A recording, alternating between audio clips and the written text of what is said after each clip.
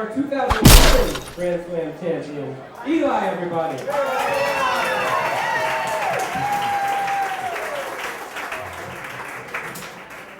Now, this is not for score. Jim just asked me if I would relate this story. I've retired from doing Story Slam a few years ago, so no points. I mentioned what I'm about to tell you to Jim at a meeting we had about a year ago, and he said, why don't you just come on out here and get up to the microphone again?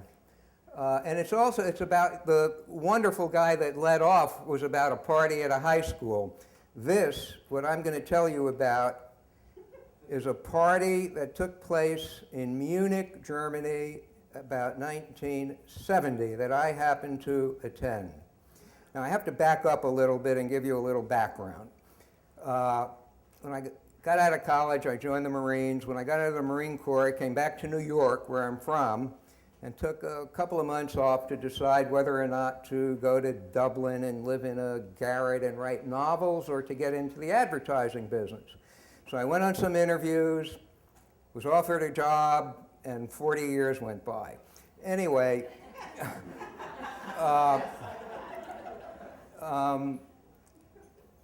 I got a job at an ad agency, and I was very fortunate in that I wrote an ad that won a gold medal at the New York Ad Club Award.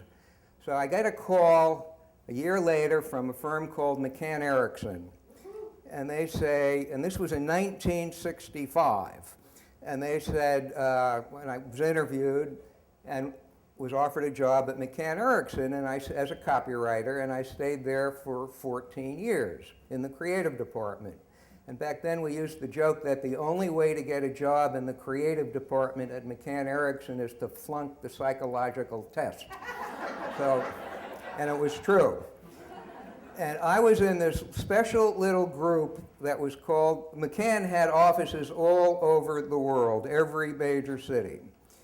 And I was in this little group that was called the CAP, the Center for Advanced Practice. And what we did, we were, quote, a multinational problem-solving component of Interpublic, which was the holding company for McCann Erickson. And whenever an account was in trouble around the world for creative reasons, we would go there and spend a month and try to come up with great ideas and fix it and then come back to New York. Our headquarters in Europe was outside of Munich, about 30 miles from Munich, in a town called Tegernsee on a lake called Bad Wiessee. And we had taken over an inn called the Winterhof. And we brought in all our video equipment and we set the whole thing up. And the people in this little German town thought we were all in the CIA because they just couldn't figure any of it out. And it was a very eclectic staff that was hired. The head of the group was in Germany, was a Swiss guy named René Bettel, who had a great talent for infiltrating very posh clubs. And the second in command was a Chinese fellow named Bob Young, Y-U-N-G, and he once told me that his family was known because his father had the largest collection of pornography in China. So I used to get over there about every couple of months for one reason or another. So I'm there in January, and René Bettel tells me that he got us an invitation. Now in January in Germany they go through what's called Fasching. And Fasching, as some of you may know, is during Mardi Gras time, and it's just like Mardi Gras. And there's a lot of parties and black tie parties and costumes and masks. And René Bettel had the fanciest family in Munich, was giving a party in a nightclub, and he somehow wangled an invitation. And it was either black tie or costume. I was not equipped for either of this. So the guys in the office got me a samurai warrior's outfit, red samurai warrior's outfit. And I'm getting into the thing and going like that. And it's freezing cold in January. Bob Young, Chinese fellow, had a Rolls Royce. We get into Bob Young's Rolls Royce and drive into Munich. The party was down at a very big nightclub downstairs. We go downstairs. It was black tie or costumes. It was jammed with people. We make our way up to the bar. Now, the German language has always kind of put me off a little bit. It sounds very aggressive. And a lot of meetings we had with some of the German companies were these guys with blonde hair and pale blue eyes, and I just saw them in their SS uniforms, like 20 years before. And so that's in my mind. And we get up to the bar, I have a beer, and German beer is fantastic.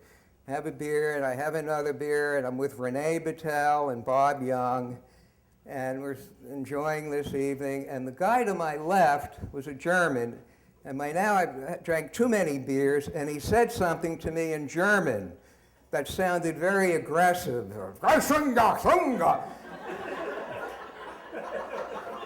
Like that. So I, being controlled by other forces, shoved him. I'm in my Samurai Warriors outfit, I'm going like that. He shoves me back, and I shove the guy to my right, who shoves me back, and suddenly, this is actually happening. People at the bar are fighting with each other. And suddenly, half the nightclub are in this big brawl. And I started it just out of ignorance. And Renee said, "We better get the hell out of here." So we go up the stairs, and I hear and somebody called the police, and those sirens they have in Europe go wang, wang, wang, and we hear the Polizei coming, and as we're going up the stairs, these German cops are going down the stairs into the nightclub. We get out onto the streets of Munich. We're going looking for Bob Young's Rolls Royce. We get into the car, and Renee, who spoke many languages, said, "Eli, would you like to know what that fellow said to you in German?" Well, when the tone of his voice made me think perhaps I don't want to know. And he said, "What he said to you was, 'Can I buy you a beer?'"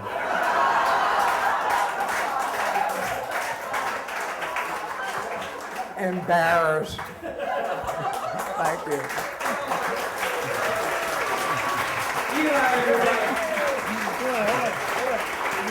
Oh. No, sir. Thank you.